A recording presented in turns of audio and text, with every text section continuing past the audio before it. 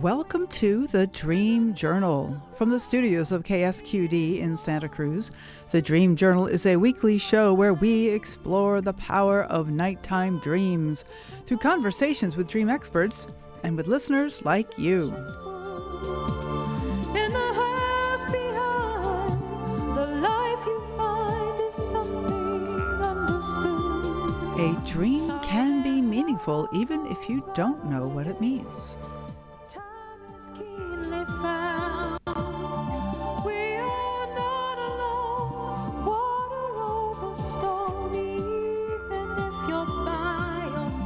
Today's music is called Created at Night.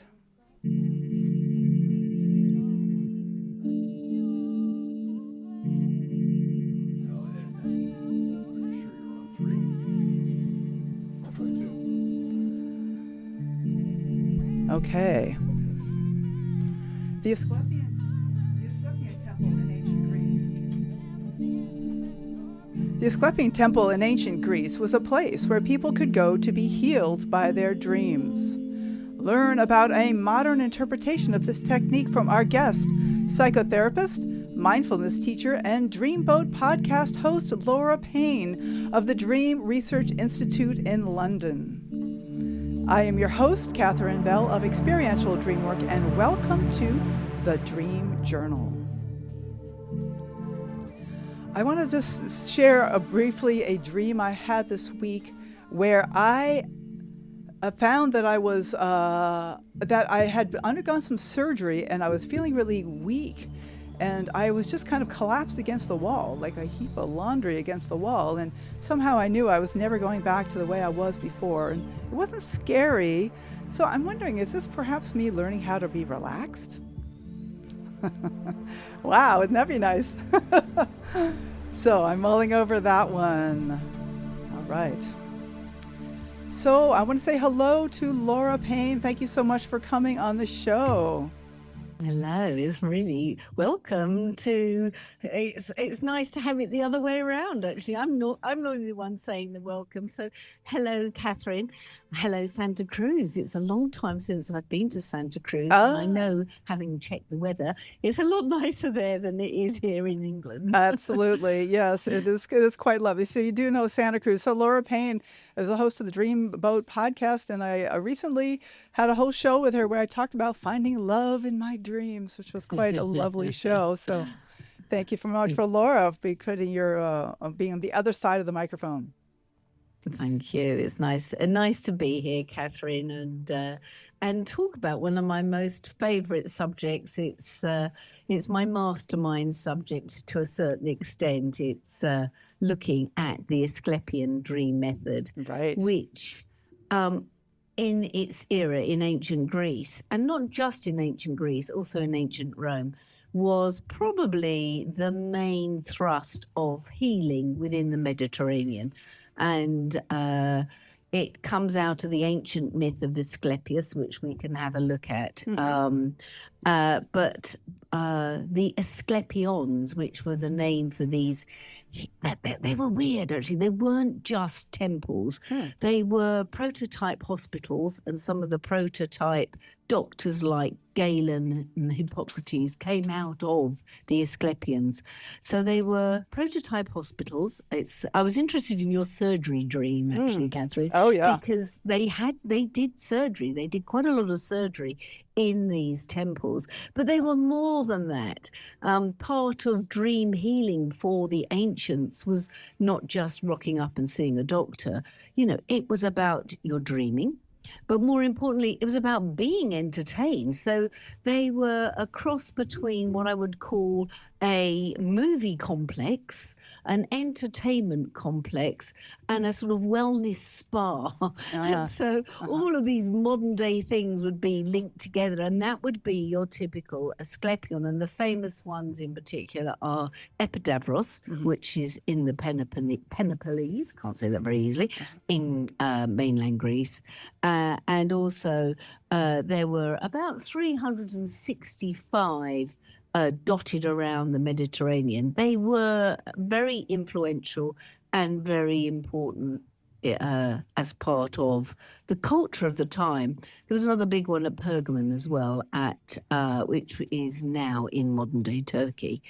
And you would go along to the Asklepian, you'd be entertained by great plays, you'd have, fabulous massages, but you would check in at the start with whatever your problem was.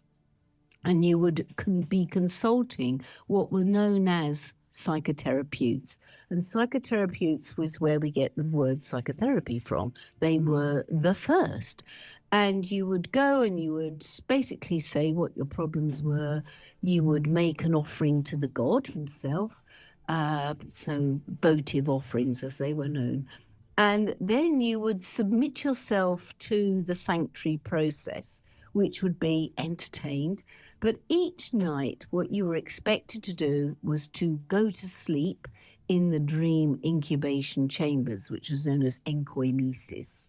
And you would go to sleep, and in the morning, you would check in with your psychotherapist and tell them your dream to see whether it had one of 5 critical symbols, was what they were actually looking for healing.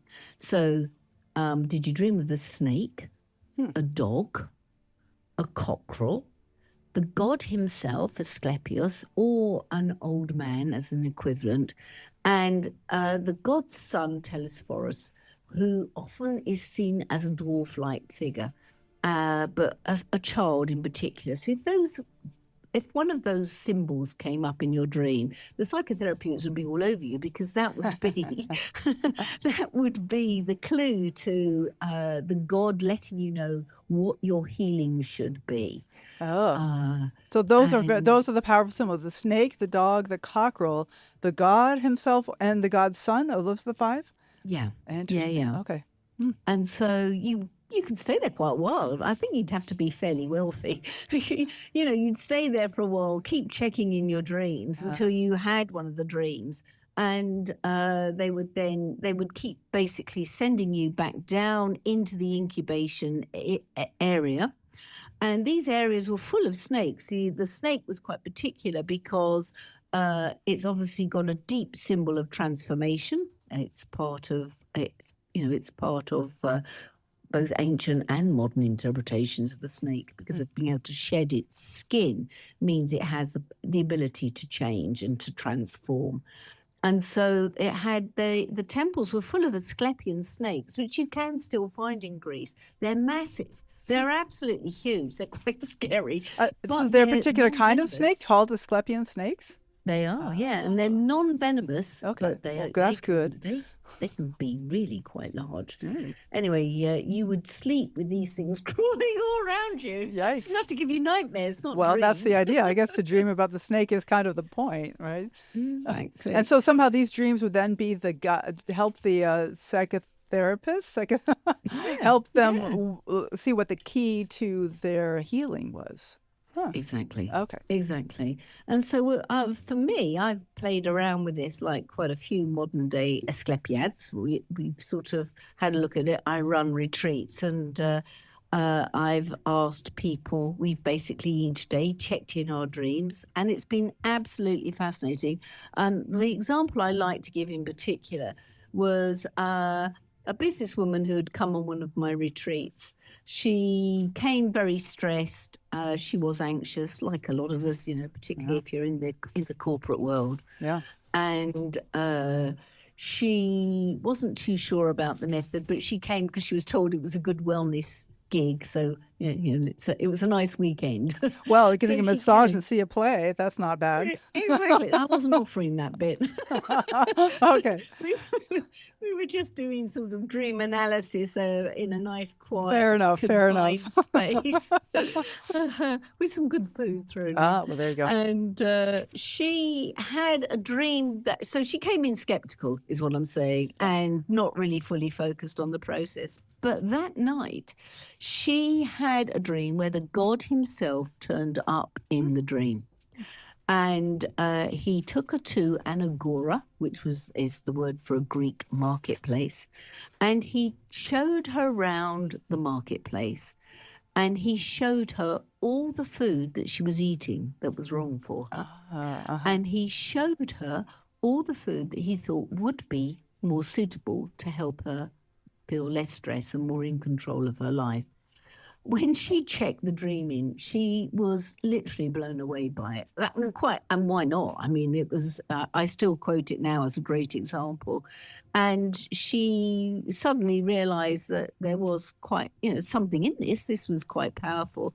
And she did have a transformation. And did she follow the diet that was recommended to her? She did. Okay. Yes, she did. And it made a massive impact on her life. So it's for me, it's a fabulous modern day example of, how this can work.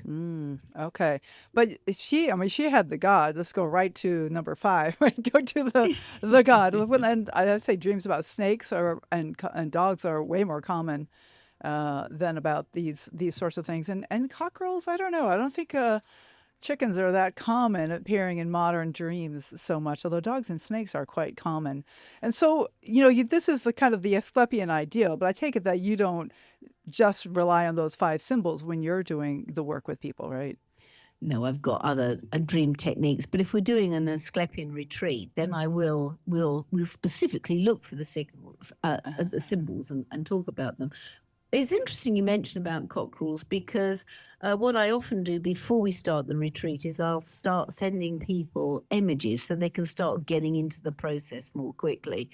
And I had one retreatant who checked in that she had dreamt of a cockerel, and she said, "I never dream of chickens or anything. Right. It's not my thing," as she was trying to explain.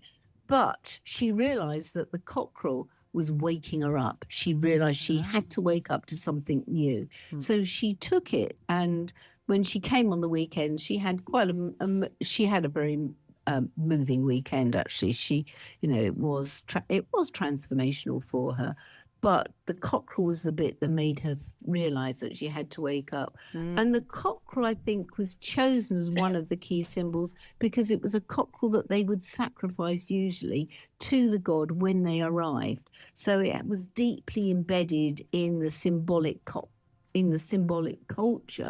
of being an important animal and an important symbol because it was a very personal offering. Right. I wonder if you would like to touch a little bit on the idea of the dog as the symbol, because I understand snakes of being transformation, losing their skin and all that. Cockerel, we just talked about.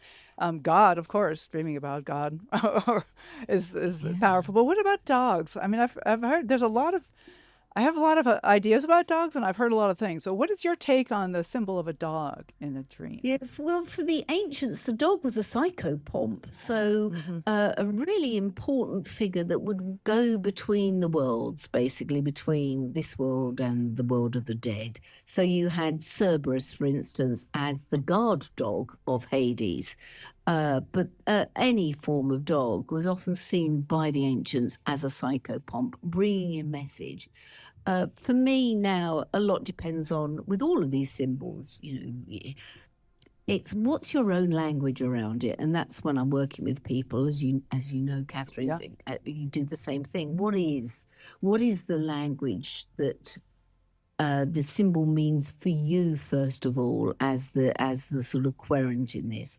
What does that language mean for you? Yes, for instance, let's take the snake. That it's got loads of imagery and symbolism wrapped up around it. Every culture has got something associated with the snake, both positive and negative, obviously. But what does it mean for you? When you work with clients, as you know, some people will have a violent reaction to thinking, "Oh my God, there's a snake in my dream. No, there's a snake in my boots." But for other people, it's something of there's a curiosity and a warmth towards it. So, or people will have distinct attachments to that symbol in a specific way. So. Don't jump to the first conclusions is what I always say to people like yourself. So I want to just, the word psychopomp, maybe I missed it, but to just define that is the creature that leads you to the god. Is that right?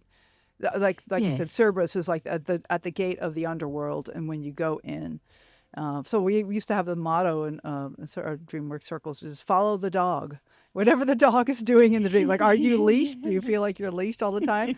Or are you running? Are you going toward the cave? Like maybe you'd like to go toward the cave. Like follow. That was kind of the motto of one of the groups that I was associated with. I love it. What a great motto. I know. We all love those dogs anyway. Exactly. I think it's essential for good dreaming. Yeah, follow the dog. The psychopomp is between the realms of consciousness. So would be specifically in the ancient world, that would be a creature that takes messages from one realm to the other realm, or usually from this plane to the plane of the dead, or spirits that have passed over. So a psychopomp is a form of messenger, for want of a better description. Okay. I'm kind of get interested in this whole theme of creatures here. Creatures. Do you want to talk some more about creatures, or do you want to take the conversation in another direction? Like, what's up for you that you'd like to turn toward now? I agree with you. I think follow the dog in the dream is a really good motto, and also follow the snake. In fact, any creature that comes to visit you in the dream, if you're a First Nation, it will be an important part of your culture. Is what association do you have with the eagle or the cockerel or whatever? These are, important. Again, I'm going to use the word psychopomps in all cultures and sort of religious beliefs. So it's, again, what do you associate with that symbol becomes very, very important. I love dreams with dogs. I'm an absolute dog lover. I currently have a very fat lab, and he often pops up in my dreams. That's just one of my previous dogs as well. He was definitely a psychopomp, my last dog.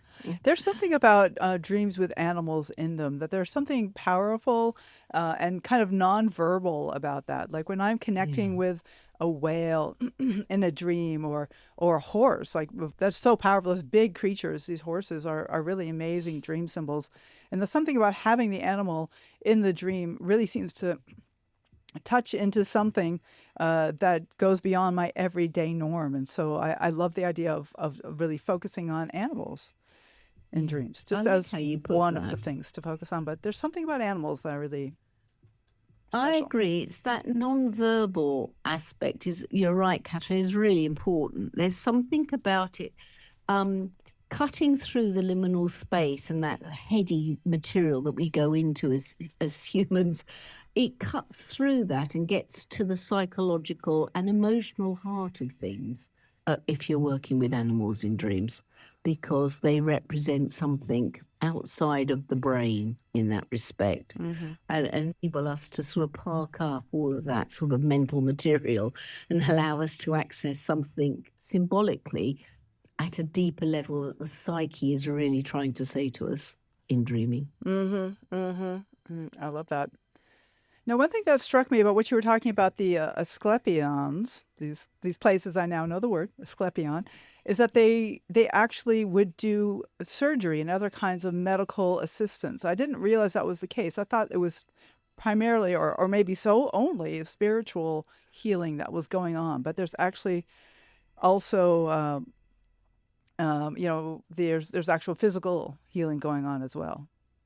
There are lots of records of varying surgeries that were carried out, and these became, as I said, prototype hospitals. So they went from being dream healing communities to the place where you would go if you wanted to get well. And so they had medical schools in these Asklepians.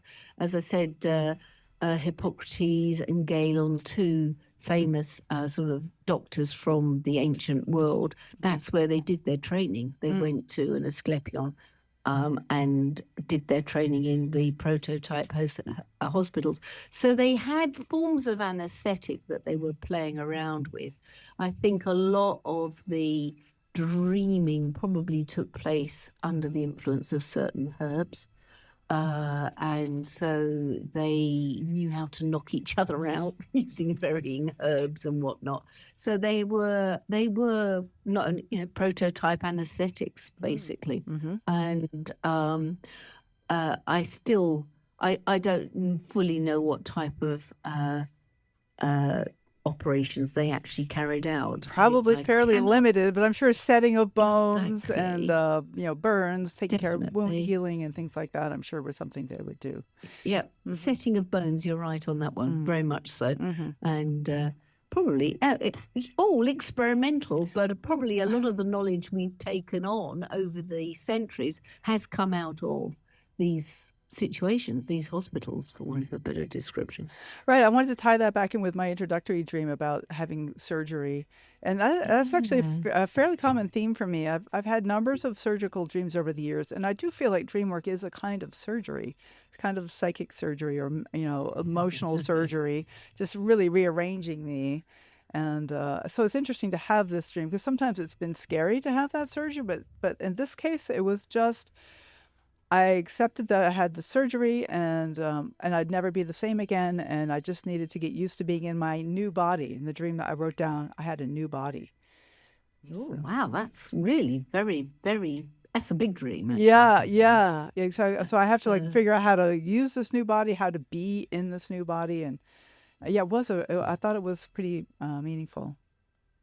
Yeah, without sort of being very personal, do you want to say what the surgery involved, or can you remember where it was in terms of setting? Well, it was abdominal surgery is what I wrote down, and I wondered if maybe it was an appendectomy. And actually, I had a very traumatic experience with a ruptured appendix in 2005. And so I wonder if part of this is about healing after that. I ignored my feelings for several days until my appendix ruptured and almost died. And it was a big wake-up call for me. I was 10 days in the hospital, and I was like, wow, these feelings are important. I have to pay attention to these feelings. I thought I could ignore my feelings. They weren't important. I'm like, okay, I don't need to pay attention to that. It's just gas or something. I was just like, yeah, it hurts, but I can ignore that. And I just... I was really a wake-up call to realize I couldn't ignore those feelings, and I definitely shouldn't. So there's that in my history, and so I think that's important in this dream, and that this dream is some level of healing from that self-abandonment, which almost resulted in my death. Yeah, I was thinking again, a bit like the woman with the cockerel dream. Yeah. This feels like a wake up. Whereas before you almost sleepwalked into the appendectomy. Is the fact that you've remembered that now? What are you being asked to look at now that you might be sleepwalking into? Is possibly one of the messages out of that particular dream. Well, that's interesting. One thing that comes up is that I just recently finished this Festival of Dreams, which my listeners know all about, and which was a regional dream event here in Santa Cruz, sponsored by the IASD, and I took on way more than I should have, and I slept walk all the way up until. Well, I think I'm still recovering from that, and I had a team of people, but there were people who were volunteering to help, and I'm like, oh, I can't, what could you possibly do? And yet I was spending so many hours, there must have been something they could have done. And then one of my team members got sick, and I had to take on that whole job, which was a big core, it was volunteer coordination, which was a huge job just a few weeks before. So I took on all these tasks that were way beyond what I should have. I slept walk into that one. And since then, I've been having all these dreams about that. So it's interesting. I had never thought about sleepwalking in this context. But one of the dreams that I've already shared on the show is I had this small plate with a big steak on it, way too big. My plate was way too full. And then I had a dream about Vulcans, who don't acknowledge their feelings. And so, I think maybe this dream here, I like that you're asking me these questions, Laura, because this dream is maybe helping me revisit that kind of self-abandonment that I did just so recently. And can I use this to wake up and not do more, not carry on into more? Really, I'm very curious because if you think about it, when we go for surgery, It is a complete exercise in trust. We hand ourselves over to somebody to do the work. That's true. We're not in control. We have to delegate this role, this surgical role, to somebody else. And so in the dream, you let go and you did trust them and you woke up with a new body. So this feels like a whole new step forward in your life of possibly learning to trust and let go. I believe. I hope something. I hope so. I'm ready. Because I don't want to stop organizing conferences. I love it. I'm one of the organizers of the big annual conference too, and I'm I don't want to take on more than I can handle again, any more than necessary. I guess apparently I need to do it occasionally, but hopefully I can keep it to a dull roar. So like by being aware. So something about this being floppy. The phrase I ended with was being floppy and disoriented. So like maybe it's okay to be relaxed and not really know exactly what's going on. Maybe that's okay. Well, it's an interesting sort of take from it. I agree. And also that you can trust others, and it might be disorientating to begin with, but it has a strong purpose. I like the steak dream, by the way. The alchemist in me, with alchemy and dreams, obviously they're very closely associated. When we dream of meat, in particular meat, Really? but food per se, but in particular meat. If we dream of meat, and you don't get more meaty than a large steak. Right. If we dream it, it's known as coagulatio, which is the alchemical process of being grounded, making something happen, manifesting something. That's like earthly. incarnate, like the word incarnate. It's carne is meat. Exactly. And so having a meat dream, making something, particularly after, did it come after the surgery dream? No. The meat dream was a couple of weeks ago, maybe almost a month ago now, and the surgery dream was just a few days ago. So that's interesting. So you actually manifested something. So the body, with surgery, the body is also a form of coagulatio. So this is about transformation by, the alchemists would say, by earth, by the earth plane, which is different than transformation by water, which is solutio, transformation by fire, which is calcinatio, and transformation by air, which is sublimatio. And so you've got a lot of personal transformation through the coagulatio operation. So that's there's a lot of grounding going on in your life, Catherine. It feels like very, very exciting. That sounds good. I'm ready. I think that's part of what I'm here to do, and apparently it's already starting to happen for me. Yeah. So Laura, this is wonderful. I wanted to take a short break here, but let me tell you again, this is Laura Payne from the Dream Research Institute of London, England, and her webpage is laurapayne.co.uk, and Payne is spelled Payne, laurapayne.co.uk. We're broadcast live from the KSQD studios in Santa Cruz and co-broadcast live in San Jose by KCXU and podcast everywhere. So we'll be right back.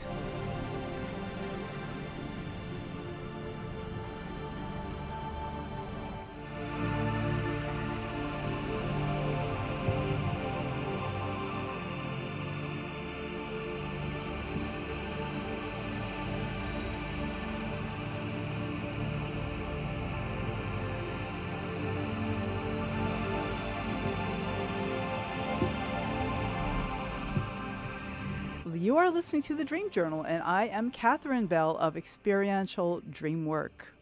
I'd like to send out a special welcome to our far-flung listeners. We have a international group today for sure. Santa Cruz, Aptos, Watsonville, Saratoga, Sunnyvale, Santa Clara, San Jose, Salinas, Sacramento, Corona, California, San Bernardino, Seattle, Surrey, and British Columbia, Taos, New Mexico, Antioch, Tennessee, Allentown, Pennsylvania, Quebec in Canada, and we even have a listener from Hungary.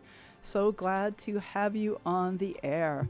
If you'd like to increase the interest of dreaming across the planet, Please follow the Dream Journal on all your favorite podcast apps and go ahead and leave a rating or a review if you are inspired. But most importantly, I encourage you to talk to your friends because the mission of the show is to get people talking about dreaming. I would say it's time to think about the IASD conference in June in Ashland, Oregon, June 13th through 17th. If you are an author or have dream-related offerings you'd like to share, or if you have ideas that you're passionate about or a story to tell, now is the time to submit your proposal for a presentation. We're almost to the end of that. The deadline for proposals is December 19th. Details can be found at iasdconferences.org/2026, and you can attend and give your presentation, put in your submission by December 19th. Next week, we welcome back Dr. Susan Schwartz, who will be talking about her research into narcissism and being in relationship with narcissists, and something I'm very curious about. I think we'll have a lot to say about that topic. All right, today we are talking to Laura Payne, who is the host of the Dreamboat podcast, and she is also a psychotherapist and a lecturer, a mindfulness teacher at the Dream Research Institute based in London, England. And her webpage can be found at laurapayne.co.uk. Payne is spelled Payne, and she is also the author of 9 Steps to a Mindful Life Without Meditating. That sounds like it would be good for me, Laura. Yes, meditation is still a challenge. I'm just saying. So sitting next to me, though, I have a meditator. This is Steve Popp, who is a host of the Garden Show, which comes on right before ours. And, I'm hiding behind my microphone. Here we go. Yes. That's it. Good morning, Laura. Hi, Steve. So, do you meditate in your garden? Yeah, well, I do, as a matter of fact, in several locations. But I'm here, sort of assisting engineering, and I couldn't help but be fascinated by the aspect of animals and healing. I had a recent, rather intense dream with a lot of animals in it, actually, and it made no sense to me at all. But I thought I would recount it here simply because it seems appropriate. I have been dealing with some medical issues, rather serious ones myself more recently. So when this dream came up, I had no connection at all to it being health related. But here it goes. It starts out in what appears to be like a very desert like location, in a large canyon that seems to be like a wrecking yard or a storage yard. There's just all kinds of broken cars and containers. And there's some kind of a conflict, a fight going on in this location. And it's all women, and they're armed to the teeth with firepower weapons and shooting at each other. And I'm like, this is not a place I want to be. So I'm hiding behind a storage container, and I suddenly see that going up the side of the mountain, there's this sort of a ravine, and there are all of these children running up this ravine. So I say, well, I'm with you guys. Follow them up the ravine. I get to the top of this ridge, and it's beautiful in that it's desert, but mountainous desert with, all kinds of plants and shrubs and cacti, etc. But I've lost track of the children, and I come to a point in the trail that goes left and right, and I don't know where they've gone, but I catch a glimpse off to my right and start moving in that direction, and there is a very large moose. And I'm like, what is a moose doing out in the desert in the mountains? This makes no sense. I start moving towards it. It takes off and goes around a corner of a big rock. I follow around, and I'm going down this trail, and I'm dropping into yet another canyon where suddenly there are 3 very large warthogs with huge tusks, and one of them begins charging me and attacking me. And I'm like, oh, this just can't be good. So I'm climbing up on the rocks to get away, and they're very loose and shaly, and I actually push off a boulder that doesn't land on this warthog, but it scares the 3 of them off. I'm like, oh, good, great, okay. So I'm coming down again, and now there are 2 leopards and one of the leopards is approaching me, and I'm like, oh no, what is this? So I pick up some stones, and I love cats, by the way. I'm not frightened. Actually, I love animals. I'm not frightened by animals per se, but this was a little terrifying. And so I start throwing stones at the leopard, and they finally back off. And I'm very concerned. I don't want to hurt anything here. But so I thought, okay, I've got to backtrack. So I go back the way I came, and I come around the corner, and there, right alongside the trail, is the biggest gray lynx I have ever seen in my life, like an Iberian lynx. Wow. And I'm like, this is just getting nuts. And the lynx looks at me and says, yeah, it really is. And I said, well, can we just give this a pass? And it goes, yeah, no problem. And I'm on my way. And that was the dream. So. Oh my God. Oh, I love it. Yeah, it's a little crazy. Steve, what a super dream. Nuts. I think that would be a gateway to lucidity in some service. Right? Exactly. This can't be real. That's how I felt. It's just, I mean, Catherine and I probably work in a similar way, but if you had, you have presented me with that dream, but if we were in a sort of a therapy setting, my first question would be, I'll tell you the bits that intrigue me. Obviously, the animals. I'd love to know what your associations are with the animals. But as you talked, you can't see this, but I tracked the movement, because movement in dreams is really fascinating, and it's and can be deeply spiritual. So going up obviously has a spiritual connotation. It's very opposite from what I would call the collaguatio dream of coming down and meat and whatnot. So you went up following the children. So I'm intrigued by your inner child at this point. I'm also intrigued by your relationship with the inner feminine, because in the depths of this canyon were women who were fighting. Yeah. And you use the expression, I don't want to hurt anything. No. And that, for me, would be a critical part of this dream. I'd like to explore what that means for you, not wanting to hurt anything, particularly if you're facing surgery or serious illnesses. Serious illnesses tend to hurt. And so there's this separation in some way from not wanting to hurt anything, but feeling hurt. And I would want to explore that. But you go up the mountain, which is deeply symbolic, following children, where you meet at the top this moose. So I would love to explore the conversation that you could possibly have with the moose, as well as what you associate with it. Because it's after you meet the moose that something spiritual happens that enables you to descend again to meet the other animals. And so I would be very curious about taking you to the top of the mountain. If I was working with you, I would get you to draw that. That would be a really interesting, draw the whole thing. I find the scene very interesting because we have the deeply feminized but not feminized mechanical scene of this junkyard, this scrapyard with old cars and containers and whatnot. Right. So that's very that's very heavy and very broken. Well, for me, it might have something to do with, just to add a little piece, what am I letting go of? Like what no longer works that I'm letting go, that I'm junking. Exactly. But then you leave the sort of the broken part. This is the ego in its sort of fearful state. Then you go up the mountain and you find something. You find a piece. You use the word, it was beautiful. And so there's something very healing about finding that beauty as you climb the mountain, particularly following the inner child. That's the bit that I find really quite symbolic. And then you meet the moose. I'm just very tempted. You don't have to go into any real personal details.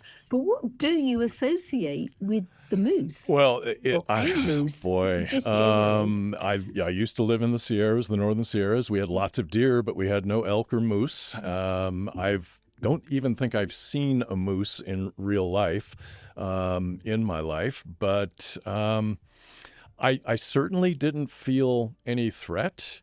as I did from the other animals. I felt more like, gosh, this is big enough you could ride it. It was as big as a horse. I don't know what a real moose looks like.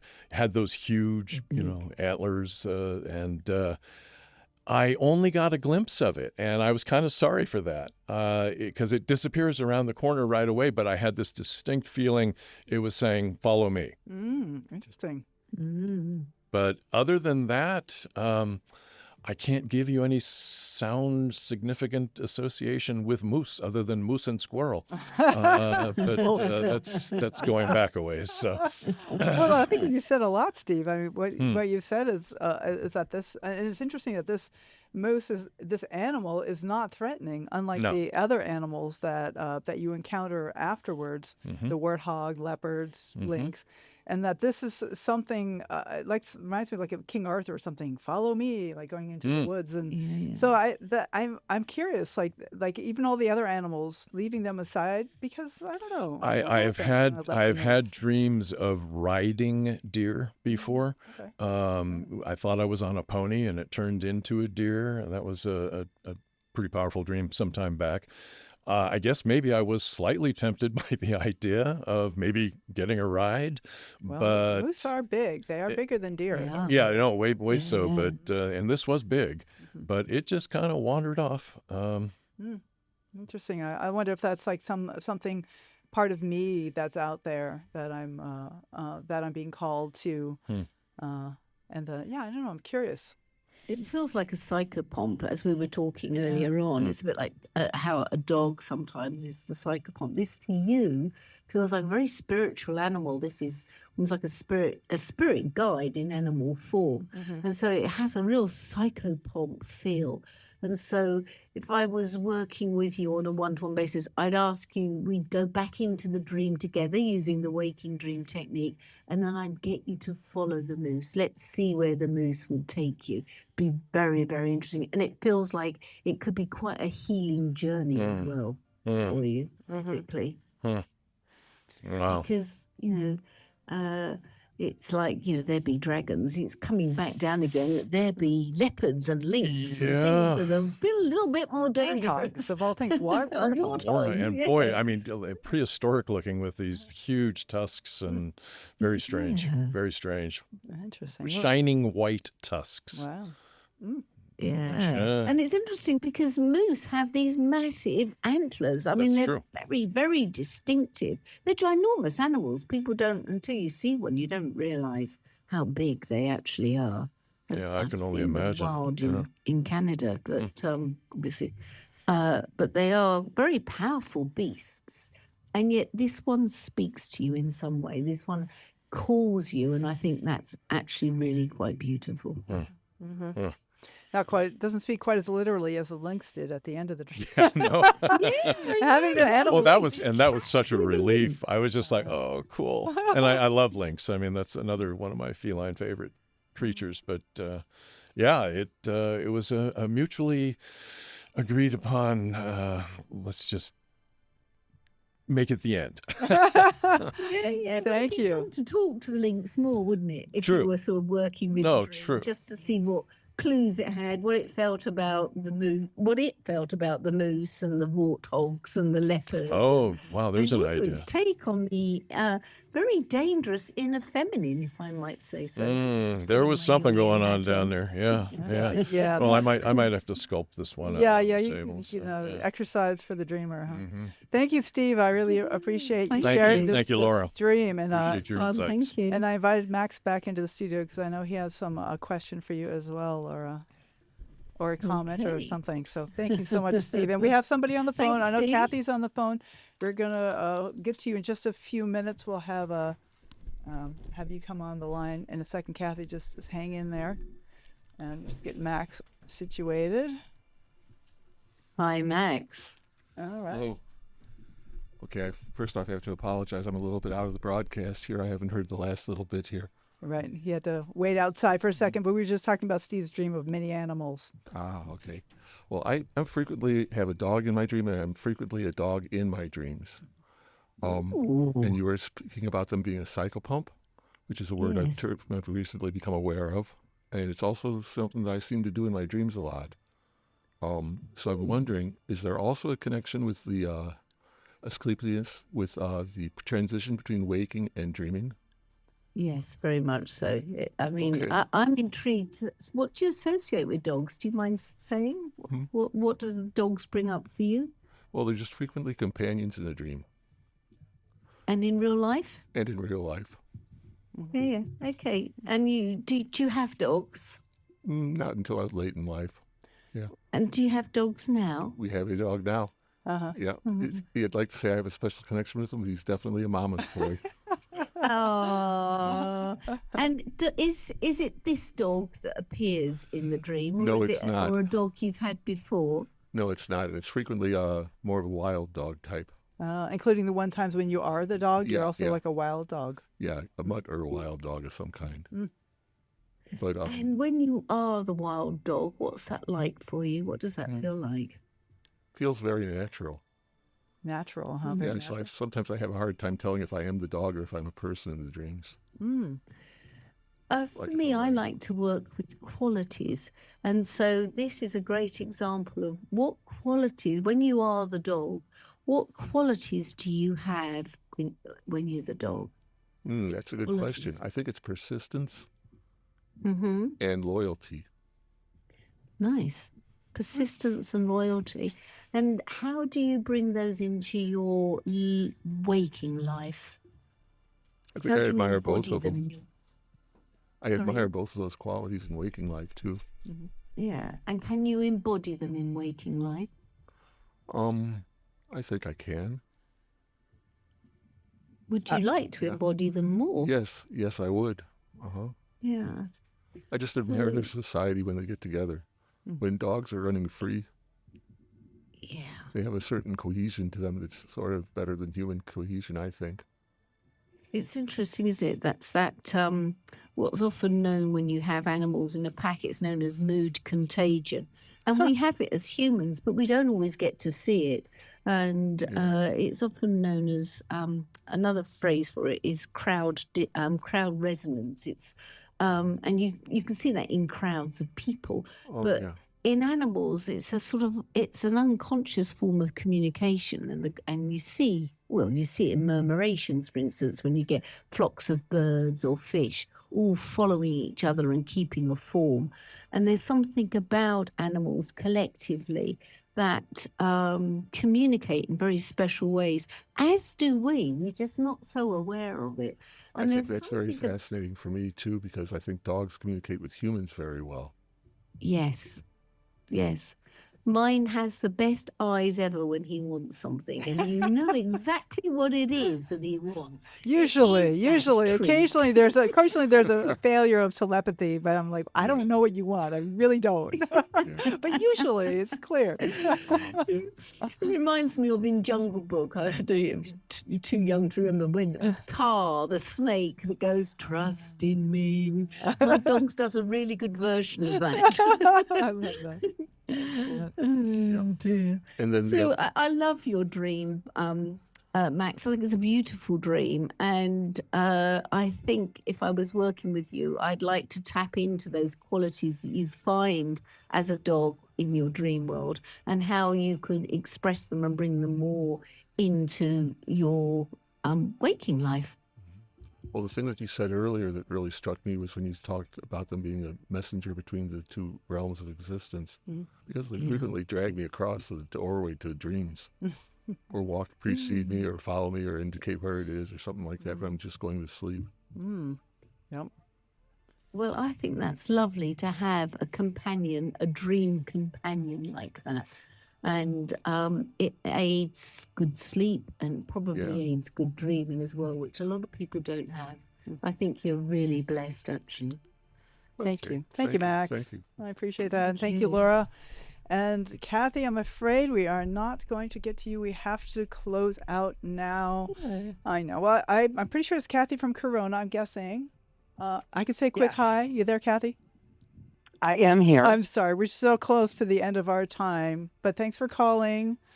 And I appreciate it. And the show today has been especially fascinating. So I would love to have your guest back today, and if at all possible, at some point. Okay, great. Just animals, to me, animals are amazing. They So are. thank you for the show All right. today, and hey, thank you.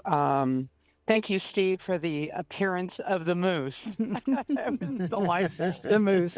All right. Well, thanks, Kathy. We'll talk soon. Okay. You can send me an email too. I sure will. Okay. Thank you. Bye.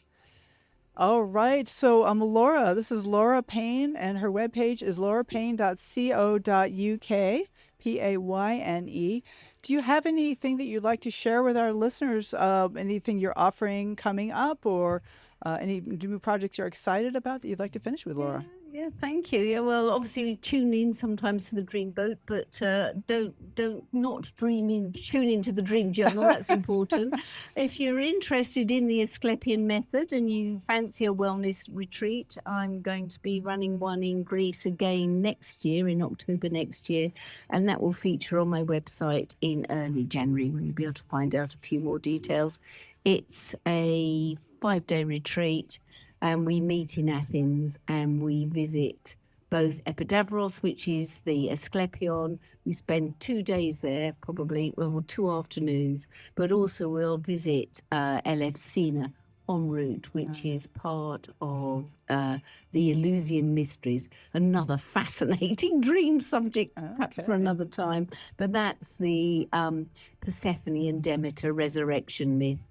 Pre-Christian, but very much part of the ancient world, like the Asklepian myth was as well. Well, I went to Greece many, many years ago, and it's a very magical place. So it sounds like an amazing opportunity. So do you have any last short encouragements for our listeners, Laura? Yeah, keep dreaming and keep sharing your dreams, because that's the way forward. That is the power of dreams, and the power of dreaming, as Catherine quite rightly calls it. Keep sharing your dreams, keep writing them down, because that's how the psyche knocks at your door each night. These are the areas that it would like you to heal and pay attention to, and if you don't pay attention to them knocking on the door, then they'll go away and perhaps try again with something else. But you're missing a golden opportunity of working with something that it's offering you significantly and symbolically. Wonderful. Thank you so much, Laura Payne. So good to have you on the show. Nice to see you again, Catherine. All right. It's been lovely. Thank you so much for the invite. And enjoy the weather in Santa Cruz, everyone. Oh, It's warmer than here. Santa Cruz works for me. Thank you. All right. And thank you all for listening. The Dream Journal is produced at the studios of KSQD in Santa Cruz. We are live every Saturday at 10 a.m. Pacific at ksqd.org. The podcast is released on the Monday after the show. It spreads interest in dreaming when you subscribe, rate, and review. I am Catherine Bell. You can find out about my dream coaching practice at experientialdreamwork.com. You can email me at catherine@ksqd.org. That's KATHERINE @ksqd.org. Follow Experiential Dreamwork and hashtag the Dream Journal on Facebook, Instagram, and LinkedIn to keep up with the shows. I'd like to thank Rick Cleffel, engineer and music creator. Audio editing by Suki Westling, and phones by Eric Nelson. Intro and outro pieces are both by Mood Science. And tomorrow morning when you wake up, take a minute to write down your dream and bring it to the next Dream Journal.